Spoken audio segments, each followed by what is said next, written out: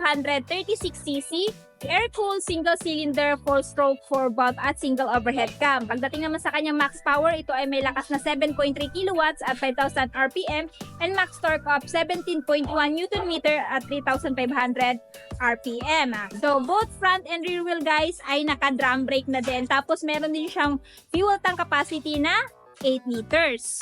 While dito naman kay Bajaj Maxima, this one guys is powered by 236.2cc. So, mas lamang-lamang siya guys ng 0.2cc pagdating sa displacement. Tapos, ito ay air-cooled din, single-cylinder, 4-stroke, single overhead cam, at 2-valve. So, kumpara kay RE guys, si RE kasi is naka 4-valve, siya ay naka 2-valve lamang. Pero, meron siyang lakas guys na 10.98 horsepower at 4,500 RPM at max torque of 20.45 Nm at 3,500 RPM. So, lamang ng konti si Maxima pagdating sa max power at torque. Tapos, same lang po sila na may fuel tank capacity na 8 liters. So, dito naman tayo guys sa kanyang overall looks. So, at first glance guys, hindi nyo mapapansin yung pagkakaiba ni Bajaj RE at saka Bajaj Maxima. Pero kung talagang titingnan nyo, mas malaki po si Maxima kumpara dito kay RE pagdating sa body build. So, dito sa front muna tayo. Of course, syempre, may windshield siya, may wiper siya, sa kanya namang headlight, ayan, naka-bulb type. Same lang din po sila ng itsura sa front. Dating naman dito sa gulong ni Bajaj RE guys, marami nagtatanong kung naka-dual shock ba siya dito sa front. Well, as you can see guys, naka-single shock lang siya. Tapos, meron siyang front tire size dito sa front na 4.00 by 8. Ayan. So, yan yung kanya single shock guys. Check natin sa kabila. Ayan, wala siyang shock dito sa kabila. So, naka-single shock lang talaga siya. So, pagdating naman dito sa looks ni Maxima guys, ikumpara mo naman kay RE, talagang identical lang talaga sila. Yun nga lang, mas malaki itong si Maxima, no? So, ayan, of course, meron siyang windshield, meron din siyang wiper. Same lang din sila na naka-bulb type yung kanyang headlight. Turn signal is naka-bulb type din.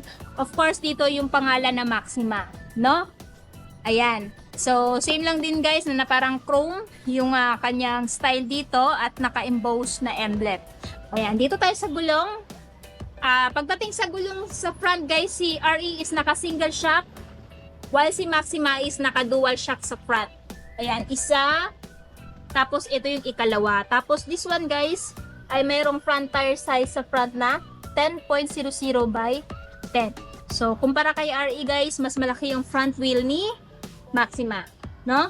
And then, pagdating naman sa transmission nito kay Bajaj RE, meron siyang 4-speed and 1 reverse manual transmission. Same lang din sila ni Maxima na merong 4-speed, forward at 1 reverse at manual transmission. Ayan, so dito na tayo guys sa gilid.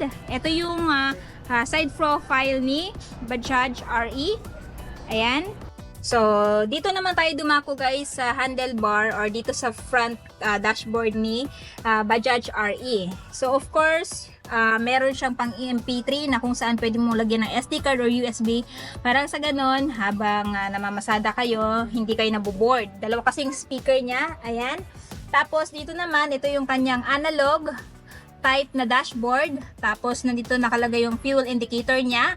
And pagdating dito guys, meron siyang pocket din. Meron din siyang pocket dito guys. Ayan. Tapos, ayan, mechanical key pa rin yung gamit sa kanyang ignition, no? Tapos, nandito yung kanyang hazard light button. Ayan. And dito naman, nandito yung kanyang turn signal light button, high beam, low beam. Ito yung sa wiper naman. Ayan. Tapos, ito yung park light, tsaka yung horn.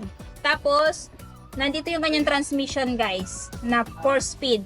Tapos pagdating dito, ito yung parang magpapaandar sa kanya. Ito. Ayan, kumbaga para siyang kickstart, no? Dito kay RE.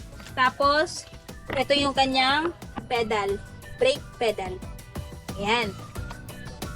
Then pagdating naman sa kanyang mga side mirror, ayan guys, pwede mong i-fold kung hindi mo na ginagamit. Ayan, tapos dito, meron din siyang pocket dito na kung saan pwede mong ilagay yung mga papers mo.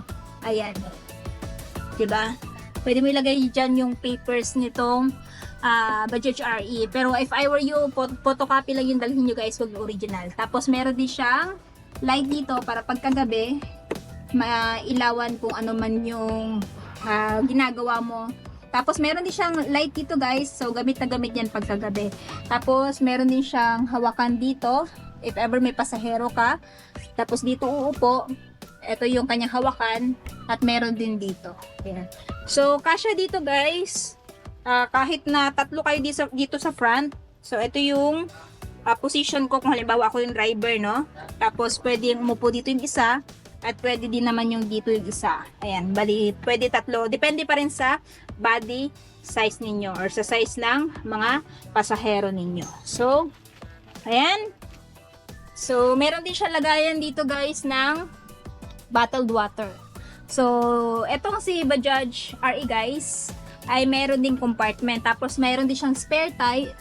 If ever naplatan kayo, ayan, goods na goods na merong ganito, parang sa ganon, hindi na kayo saan maghahanap ng tire. Dahil meron na kayong spare tire, tapos nandito yung battery niya. So, pwede mo din tong iangat ng ganyan. And for me, goods na goods na may extended na seat dito, parang sa ganon, marami kayong maikarga or maisakay na pasahero. Ayan. Yan, generous na din yung kanyang seat guys. Ganito din yung texture ng kanyang seat.